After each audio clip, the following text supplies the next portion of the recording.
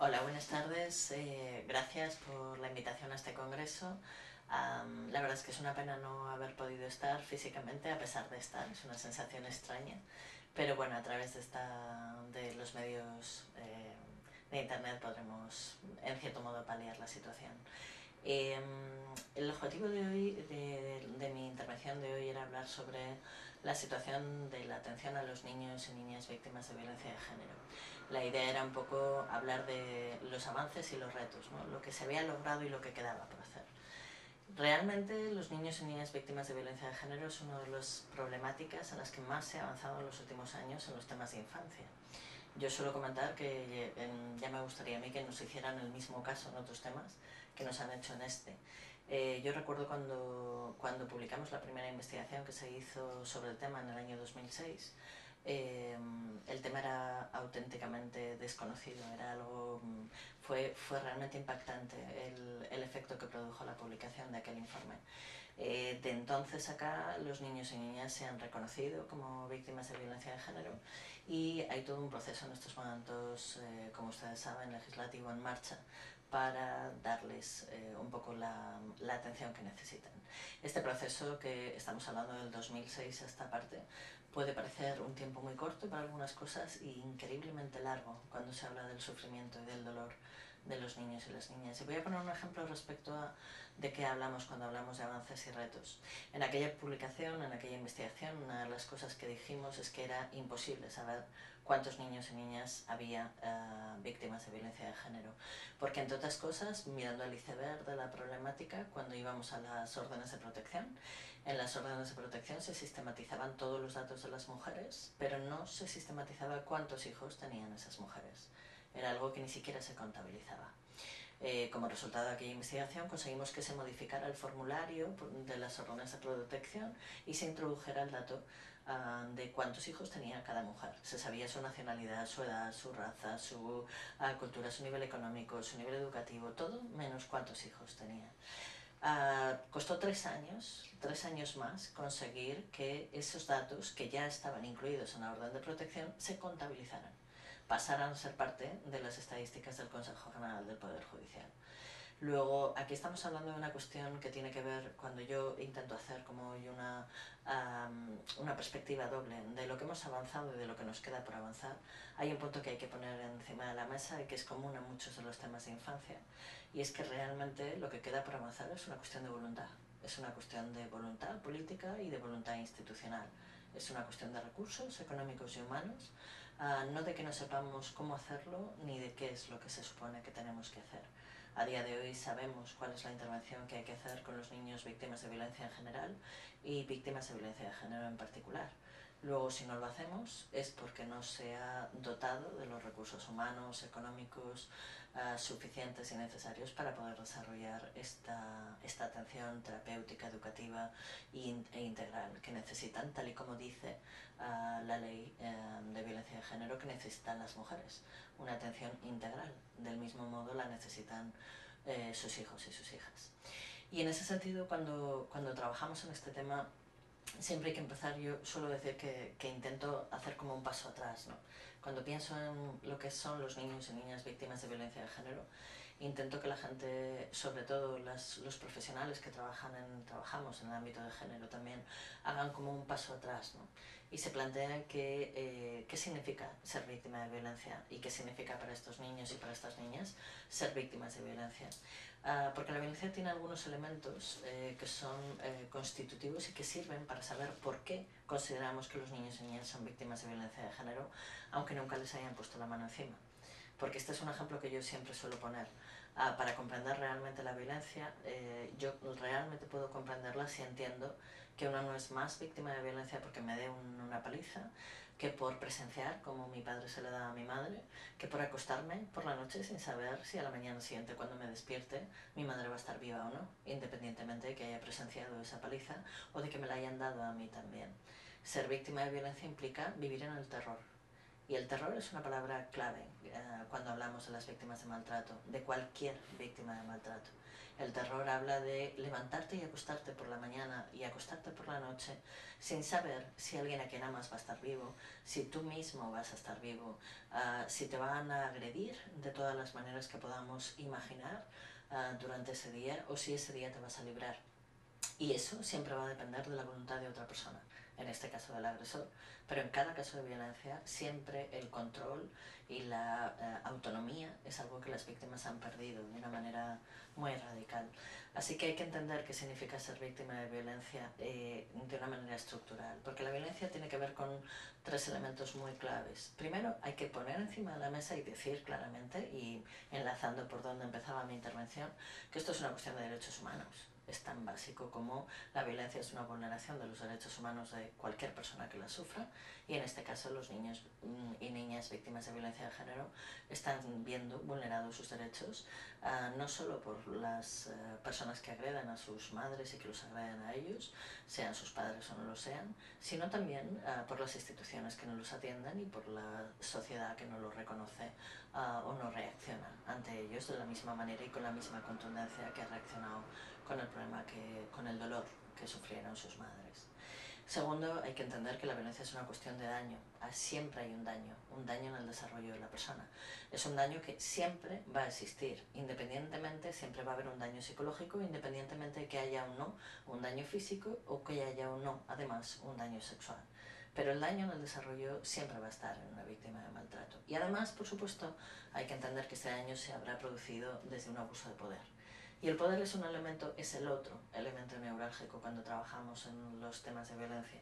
Y es un tema, es un concepto sobre el cual hay que detenerse y hay que trabajarlo de una manera específica para entender qué significa ser víctima de maltrato. Porque para poder ejercer violencia sobre otra persona yo tengo que tener una posición de poder sobre esa persona. Tengo que analizar cómo me gano esa posición de poder.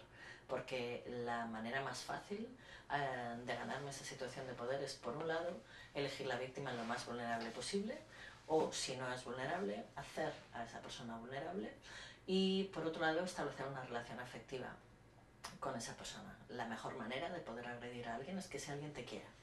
Y esto es algo que hay que decir así y con la contundencia que tiene, porque la relación entre el amor, el poder y la violencia es una de las claves que explica por qué la mayoría de los casos de maltrato suceden en el ámbito cercano de las víctimas. No significa específicamente familiar, pero sí tienen que ser personas que las víctimas conozcan y, a ser posible, quieran. Hablando de niños y niñas es muy claro, si un desconocido se acerca a un niño por la calle, el niño probablemente saldrá corriendo y además se lo contará a sus padres. Ahora, si quien se acerca es su entrenador de fútbol, o es su padre, o es su madre, o es su abuela, los niños no solo no saldrán corriendo, sino que se quedarán y se irán con ellos. Luego, la mejor manera de poder ejercer violencia con alguien es conseguir que ese alguien me quiera. Y este es un elemento constitutivo cuando hablamos de la violencia de género. Porque evidentemente lo primero que hace un hombre cuando quiere agredir a una mujer es enamorarla. Lo siguiente que hace es aislarla, convencerle de que nadie le quiere como le quiere él, que nadie le va a entender como lo entiende él, que nadie le conoce y se da cuenta de lo maravillosa que es, como se da cuenta él. Y cuando ya la tiene aislada, cuando ya ha roto esos otros vínculos protectores, esos otros vínculos que podrían servirle para salir de la situación de violencia, entonces empieza a humillarla, a decirle que sin él no va a llegar a ningún sitio, y obviamente no va a llegar a ningún sitio porque ya ha conseguido que dependa afectivamente de él, que no vale para nada, que es una inútil, que es una idiota, cosas parecidas. Y luego solo después de todo eso va a llegar las agresiones físicas y las agresiones sexuales. En este proceso de ganarse el poder, trasladémoslo a los niños, porque el proceso es exactamente lo mismo. Cuando el padre o la pareja de la madre agrede a la madre y le dice, a la madre que es una inútil y que es una idiota, también le está diciendo a los niños que no pueden confiar en ella, que ella no va a poder sostenerles, que ella no va a poder ser suficientemente competente. Muchos agresores dicen a menudo esto de, bueno, tu madre está loca, esta cosa de, es que ya sabes, está loca. A partir de ahí deslegitiman el vínculo y la protección que podrían encontrar esos niños en su madre como figura protectora y figura de apoyo. Este es uno de los muchos daños que los niños víctimas de violencia de género van a vivir. en su desarrollo. El hecho de los vínculos básicos, los vínculos en los cuales deben afianzar su desarrollo, van a estar dañados. El uno por las agresiones directas, por la violencia dentro de la relación, el otro por la deslegitimación y la anulación de la persona como figura de protección y como figura de apoyo de los niños. En ese sentido, cuando hablamos del poder, es importante entender que para lograr tener poder sobre alguien solo hay 4 maneras, básicamente. Tenemos el amor, que ya lo hemos comentado, tenemos la autoridad. Cuando una persona tiene autoridad sobre otra, a partir de ahí tiene la posibilidad de ejercer poder, de abusar del poder que esa autoridad le otorga. Ahí está la fuerza, obviamente la fuerza física. Cualquier persona que sea más fuerte físicamente que otra tiene la capacidad de abusar de esa fuerza física. Y está la diferencia social. Y aquí de nuevo llegamos al tema de género. La diferencia social, que en principio debería enriquecer las relaciones, cuando convertimos esa diferencia en desigualdad, ahí entramos en violencia. La diferencia entre el hombre y la mujer es una diferencia que en principio debería enriquecer las relaciones. Si generamos una sociedad patriarcal en la cual la mujer tiene menos acceso al cumplimiento de sus derechos de lo que tiene el hombre, a partir de ahí esa diferencia se convierte en una desigualdad. Pero este argumento sirve para las personas con discapacidad. La discapacidad en realidad no es un problema, es una diferencia que debería enriquecer a la sociedad, pero cuando las personas con discapacidad no tienen el mismo acceso a sus derechos y el mismo acceso al pleno desarrollo, a partir de ahí estamos ejerciendo violencia de una manera estructural contra las personas con discapacidad. Y los niños y niñas en esto se llevan todo el lote, porque a partir de ahí no solo, en este caso por ejemplo las niñas, no solo por ser niñas, sino por el hecho de, no solo por ser mujeres, sino por el hecho de ser niñas, a partir de ahí van a estar en una posición de indefensión y de desigualdad estructural. Y en ese sentido, por resumir un poco, ser víctima de maltrato habla básicamente de 3 elementos. Habla de un daño en el desarrollo, una anulación de la persona, habla de una dependencia emocional, de un vínculo afectivo destructivo sobre el que habrá que trabajar, y habla de todos los mecanismos de disociación que las personas van a tener que poner en marcha para sobrevivir a ese terror del que hablábamos, a esa vivencia emocional sencillamente insoportable y destructiva. Luego, por un momento, cuando hablamos de violencia es importante plantearnos que la violencia no es solo lo que se ve, es lo que la gente vive y es lo que la gente interioriza, los modelos de relación que aprende a través de esa violencia. Eso también es la violencia, y la violencia no tiene que ver solo con el sufrimiento en el momento en que ocurre esa violencia, sino con todo el aprendizaje que deja en las víctimas, en este caso en los niños y en las niñas, de cara a su manera de relacionarse. Y en ese sentido el elemento de la relación entre el amor y la violencia es un elemento en el que hay que poner un énfasis cuando trabajamos en temas de prevención. Y en ese sentido, cuando pensamos en las consecuencias de los niños y las niñas, cuando hablamos de ese daño en el desarrollo y de las consecuencias que la violencia de género puede tener para estos niños y para estas niñas, evidentemente las consecuencias van a depender de 3 factores fundamentales, y ahí volvemos a los avances y los retos. Porque las consecuencias dependen en su gravedad de 3 cosas. Primero, de que tengan una red de apoyo, de que tengan vínculos, de que tengan gente en la que puedan apoyarse para salir adelante, y la reacción que esta red tenga hacia la revelación. Si hay una red y si esa red apoya a la víctima, esa víctima tiene muchísimas posibilidades de salir adelante. Si no existe esa red, o si esa red no solo no apoya a la víctima, no crea a la víctima, no le concede credibilidad a su palabra, sino que la acusa de mentir y de falsedad, a partir de ahí hay un doble maltrato hacia esa persona. Segundo, va a depender de la victimización secundaria, concepto que cuando se habla de los avances y los retos en la atención a los niños víctimas de violencia de género se vuelve todo un tema, todo un problema, porque aquí las instituciones, los profesionales, las personas que trabajamos con los niños y las niñas víctimas de violencia de género adquirimos una responsabilidad sobre el daño que esa experiencia va a tener en su desarrollo. En la medida que hacemos una actuación adecuada, rápida, eficaz y bien diseñada, adaptada a sus necesidades, estamos posibilitándoles la capacidad de resiliencia, la capacidad de reconstruirse de esa experiencia. En la medida que formamos parte de ese daño estructural, a partir de ahí les ponemos más difícil la supervivencia, más difícil la reconstrucción individual que van a tener que hacer después de una experiencia de este tipo. Y por supuesto va a tener que ver con la gravedad y con la duración que ellos, que ellos experimenten o que ellos viven. Y en ese sentido, cuando pensamos en las consecuencias, yo quiero empezar por visibilizar las consecuencias físicas. Porque este es un tema al que en los últimos años, si hablamos de avances, uno de los grandes avances en la atención a las víctimas de violencia que se ha realizado es todos los estudios de neurociencia, que nos han ayudado a poner encima de la mesa el daño neurofisiológico que se realiza a las víctimas de violencia. Y la mayor prueba que hay de que los niños y niñas víctimas de violencia de género son víctimas de maltrato es que tienen exactamente las mismas secuelas en su desarrollo que las tienen los niños víctimas de maltrato, como suele decir mucha gente, ejercido directamente contra ellos, de maltrato físico, de abuso sexual. Una de las experiencias más duras es ver los escáneres de los niños víctimas de maltrato, ver todos los microinfartos cerebrales producidos en el desarrollo cerebral de los niños por las experiencias de estrés mantenido en el tiempo. En los casos de maltrato de larga duración hay toda una secuencia que se desarrolla para poder sobrevivir al maltrato, que tiene que ver con segregar determinadas sustancias a nivel corporal que producen un daño cerebral, producen una sobreestimulación cerebral, y hay realmente, literalmente, como daños, microinfartos, microdaños en el desarrollo cerebral del niño. Estamos hablando de una fase del desarrollo de la persona en la cual justamente se genera esas conexiones neuronales, se genera esa base física desde la que van a crecer y a desarrollarse. Con lo cual, no es casual hablar de los daños físicos, no estamos hablando solo de una cuestión sobre pautas de alimentación, pautas de sueño, que por supuesto también, de la eneuresis, de la ecopresis, de tantas y tantas consecuencias que van a tener en su desarrollo, sino también de un daño en el desarrollo a largo plazo producido por las dificultades físicas o neurológicas que van a sufrir estos niños y estas niñas. En ese sentido hay que entender que los niños y las niñas van a hacer lo que tengan que hacer, como lo hacen las víctimas de maltrato, para sobrevivir al maltrato.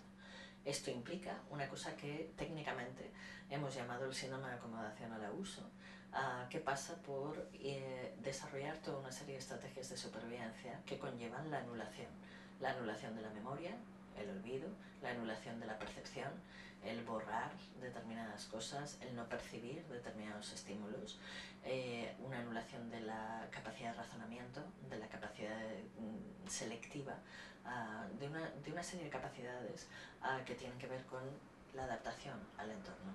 Esas capacidades las víctimas las van a anular paulatinamente para poder sobrevivir a la situación que están viviendo. Y ese daño va a producir un daño en su desarrollo, pero tiene que ver con su propia supervivencia.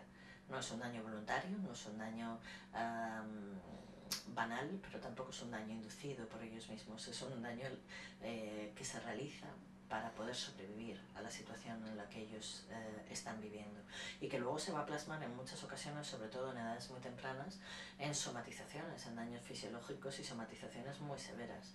Hay algunas cosas que están empezando, que la investigación está poniendo encima de la mesa, algunos diagnósticos diferenciales que hoy en día se están trabajando de una manera muy clara, que tienen que ver con estas somatizaciones. Hay dos que yo siempre intento visibilizar cuando me da la oportunidad de dar una formación o una conferencia como la de hoy. Una es la relación entre los trastornos de alimentación y las experiencias de maltrato en la infancia. La investigación está poniendo encima de la mesa una relación entre estos dos aspectos, y sobre todo entre la bulimia y el abuso sexual, que pone un poco los pelos de punta, y que de alguna manera hay que empezar a hacer de una manera sistemática un diagnóstico diferencial ante los casos de trastornos de alimentación. Los problemas gastrointestinales, los estreñimientos crónicos, las diarreas crónicas, los problemas gastrointestinales mantenidos en el tiempo, que son tan comunes en las conductas de pediatría y que no se hace un diagnóstico diferencial sobre maltrato o sobre abuso. Y el otro tema es sin entrar a cuestionar, que podríamos hablar mucho y no parar, es el TDAH, el trastorno de hiperactividad. El trastorno reactivo vincular, los modelos vinculares desorganizados, se generan la misma sintomatología que el TDAH en muchos sentidos. Entonces es necesario hacer un diagnóstico diferencial entre estos dos trastornos antes de optar por medicar o por otra serie de medidas que se están tomando en estos momentos. No digo que no haya que hacerlo, digo que hace falta hacer un diagnóstico diferencial fino y cuidadoso en este tema.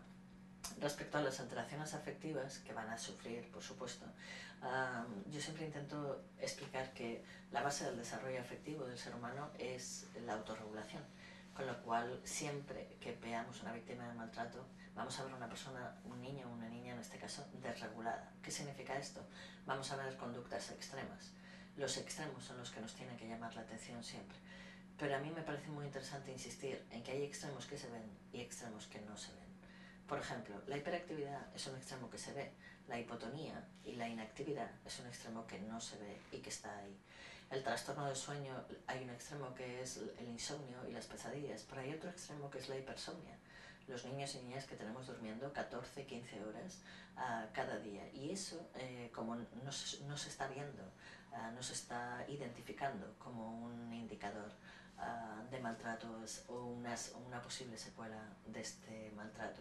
En la parte afectiva vemos muy claramente a los niños muy lábiles emocionalmente, pero hay que mirar también a los niños fríos emocionalmente, a esos niños que parecen que las cosas no les afectan, que parece que las cosas que tienen un tono bajo emocional constante.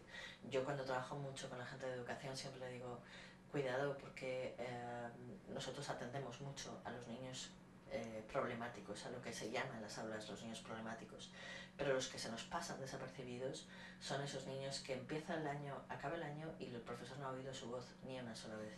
No han generado problemas, han entregado los deberes, no hay nada que llame la atención especialmente, salvo que quizá en los recreos suelen quedarse siempre solos, suelen estar aislados, suelen ser demasiado callados o, como la gente suele decir, demasiado maduros para su edad.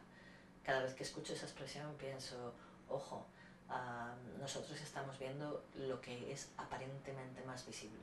Pero cuando yo soy víctima de maltrato, uno de mis objetivos en la vida es sobrevivir.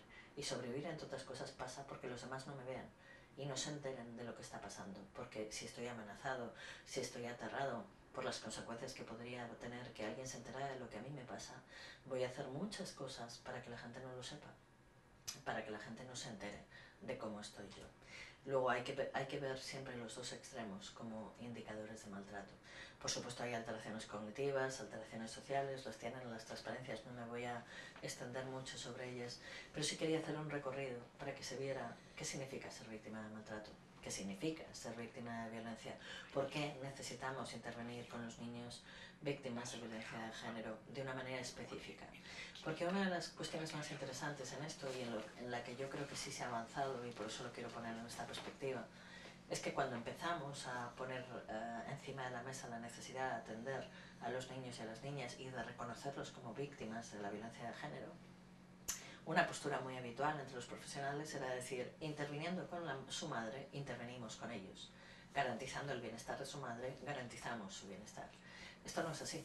No es así desde el momento que los procesos como víctimas de ambos son diferentes. Podemos encontrar muchas familias en las cuales la mujer sea consciente de la violencia de género y los niños no. O al revés, familias en las cuales los niños sean conscientes de esa violencia, aunque no puedan decirlo, y las madres no.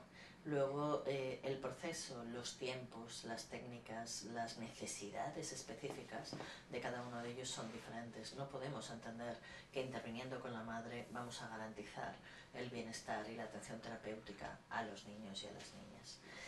Y en ese sentido, hablando de intervención con los niños y con las niñas, quería acabar esta presentación con la prevención, con la parte de prevención, porque independientemente de la parte de intervención que nosotros hacemos ya cuando los niños y niñas están identificados, cuando ya las familias, la violencia de género ha sido identificada, hay una parte que tiene que ver y que últimamente en los últimos años se están poniendo mucho encima de la mesa, hablando de las relaciones amorosas o la violencia que se está dando en las relaciones amorosas entre los adolescentes. Pero a mí me gustaría ir un poquito más allá, un poquito antes no, mucho antes, porque una de las preguntas que yo siempre hago cuando trabajo en prevención es me gustaría que por un momento nos planteáramos si esto es una cuestión que tiene que ver solo con la igualdad o que nos planteemos si a lo mejor estamos educando a los niños y a las niñas realmente para ser víctimas de violencia. Y con esta contundencia lo pregunto, ¿Realmente la educación que estamos haciendo está dando herramientas a los niños y a las niñas para protegerse de la violencia o les está dando herramientas para ponerse en riesgo de sufrir violencia?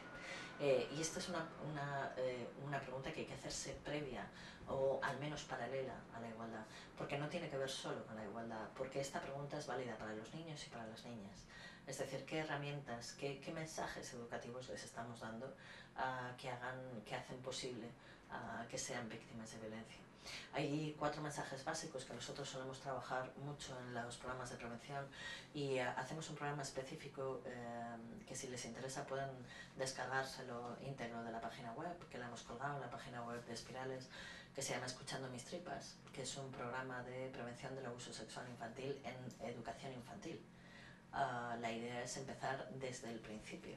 Es un programa que se aplica en las escuelas, pero que tiene una idea muy básica, que es utilizar lo que llamamos técnicamente la inteligencia somatosensorial, que nosotros lo trabajamos como las tripas como un elemento de protección básico. Nosotros lo solemos explicar a los niños, lo voy a explicar brevemente, les solemos explicar a los niños, y yo lo utilizo también con los adultos en el trabajo, que nosotros tenemos 3 núcleos de inteligencia. Tenemos la cabeza, tenemos el corazón y tenemos la tripa. La cabeza es lo que llamamos la inteligencia analítico-sintética, la capacidad de pensar, de razonar, de comunicarnos a todos los niveles, la que todo el mundo está acostumbrado a usar y en la que por desgracia está basado a día de hoy el sistema educativo. Después está el corazón. El corazón tiene que ver con la capacidad de vincularse con otras personas, la capacidad de entusiasmarse, el corazón es todo lo que te saca al mundo. Te sirve para mantener la alegría, la energía vital, pero también para relacionarte afectivamente con las cosas, con los lugares y con las personas. Pero luego está la tripa. La tripa es la que hasta estos últimos años ha sido la gran olvidada. Técnicamente, como decía, la llamamos la inteligencia somatosensorial, y lo que viene a decir es todas las experiencias que una persona tiene en la vida quedan grabadas en su cuerpo, independientemente de que tenga acceso a ellas conscientemente o no. De esta manera, el desarrollo humano, básicamente, si me han seguido la explicación, el desarrollo humano empieza por la tripa, sube al corazón y acaba en la cabeza. Los bebés cuando nacen son básicamente tripa. Comen, cagan, duermen y lloran, básicamente. A partir de ahí, después entra el corazón. Hay un momento que todas las madres y padres agradecemos mucho, que es allá por los 3 meses, cuando los niños empiezan a sonreír, a mirarte, a seguirte, a devolverte, y tienes la sensación de empezar a ver una relación, que en realidad todos sabemos que la había habido desde el minuto 0, pero esa vivencia relacional. Y la investigación dice que la inteligencia analítico-sintética, el neocórtex a nivel de desarrollo cerebral, no se ha acabado de formar hasta los 7 años. Esto significa que hasta los 7 años los niños son básicamente corazón y tripa. Y el corazón es el que te lleva a decir que sí, pero la tripa es la que te lleva a decir que no. El corazón es el que te dice lánzate, la tripa es la que te dice protégete.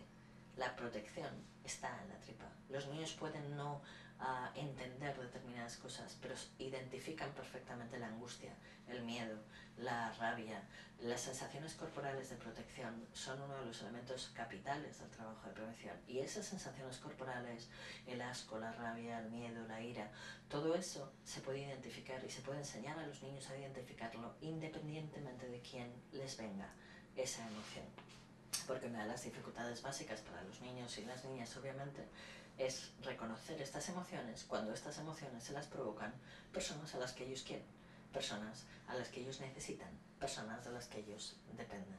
Con lo cual hay un elemento muy básico de trabajo sobre la inteligencia somatosensorial en el trabajo de prevención.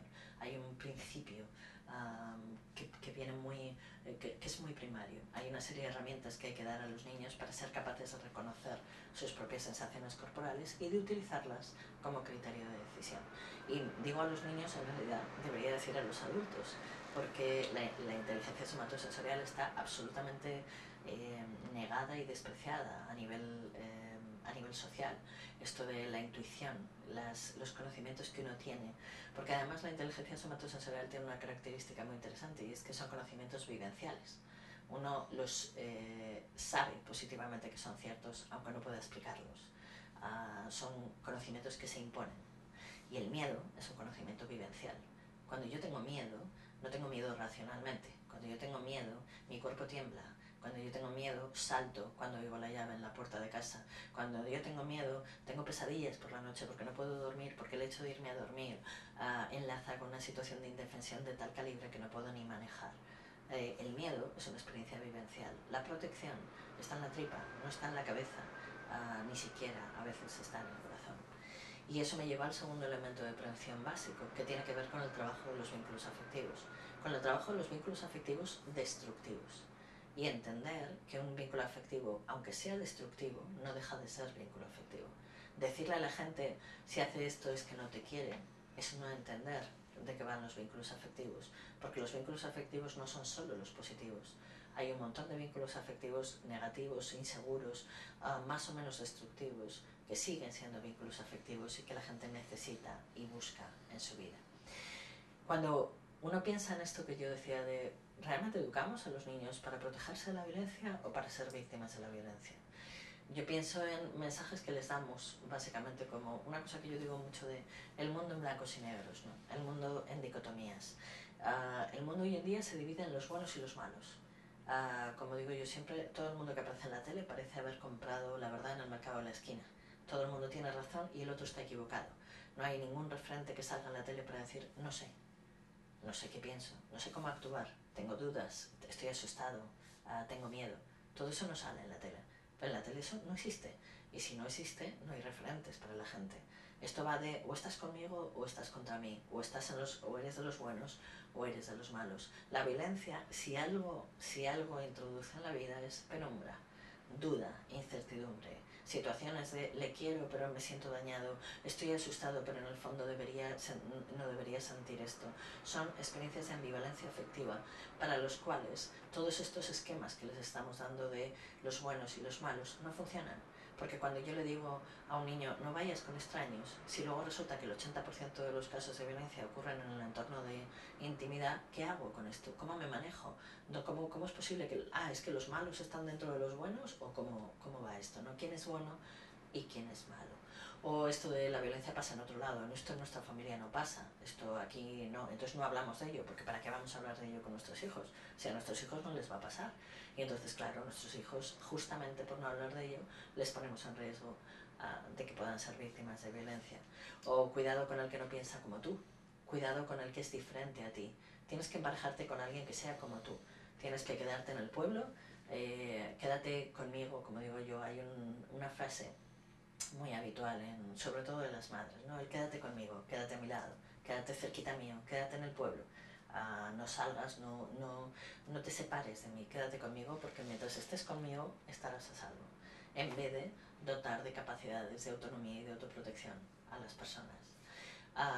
En ese sentido, el aprendizaje de la autonomía es un aprendizaje gradual. Y los vínculos afectivos, aquí pongo un esquema que yo trabajo siempre cuando trabajo el trabajo sobre los vínculos afectivos positivos y negativos.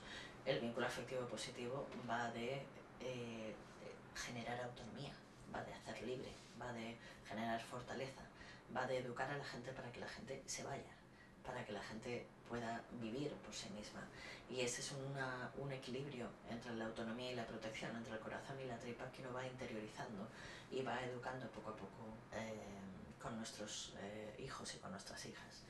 Cuando yo le digo a un niño, yo sé mejor que tú lo que te conviene, tú hazme caso a mí, que yo voy a decidir y tú estarás bien porque yo sé mejor que tú lo que te conviene, lo que le estoy diciendo es, cuando tengas que decidir, tu criterio no vale, porque yo he decidido por ti. O cuando, por ejemplo, le digo eso de con lo que yo he hecho por ti, con lo que me he sacrificado, parece mentira, deberías dar gracias. La culpa, el chantaje emocional, la manipulación. La violencia psicológica es la forma de violencia menos reconocida por los adolescentes en los estudios que se han hecho en los últimos años. Pero es que es la violencia más extendida, más arraigada en las relaciones y menos identificada como violencia. Porque todos lo utilizamos. Estamos acostumbrados a esa manipulación, a ese chantaje afectivo, a esa culpa como parte de las relaciones. Es difícil identificar las primeras fases de la violencia, las primeras fases del maltrato, si uno ha crecido en esa manipulación y en ese chantaje afectivo. Por no hablar de los mensajes de desprotección directamente. Hay tres que son fundamentales, que hay que poner encima de la mesa y trabajar con estos niños. El primero es obedece y calla. A los niños les decimos obedece y calla.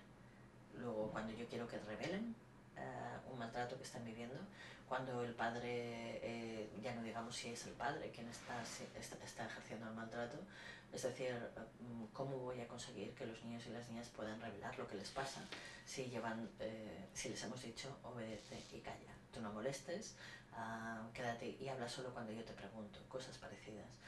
Un segundo elemento interesantísimo que es el defiéndete solo, sé fuerte, plántale cara. Yo siempre suelo decir, cuando mandamos a un niño a defenderse solo, nunca sabemos si le mandamos contra uno así, contra uno así o contra uno así. Con lo cual, el mensaje protector por definición es pide ayuda. A la gente hay que educarla para que pida ayuda. A los niños y a las niñas hay que enseñarles a pedir ayuda, no a defenderse solos. Pero claro, para enseñarles a pedir ayuda, los primeros que tendremos que pedirles ayuda en determinados momentos y ayudarles en otros vamos a ser los adultos que estemos a su alrededor. Y ya por acabar con esta parte, con esta reflexión sobre realmente de dónde surge la violencia, y es esa parte de trabajo que vamos a tener que hacer si queremos hacer una prevención realmente eficaz.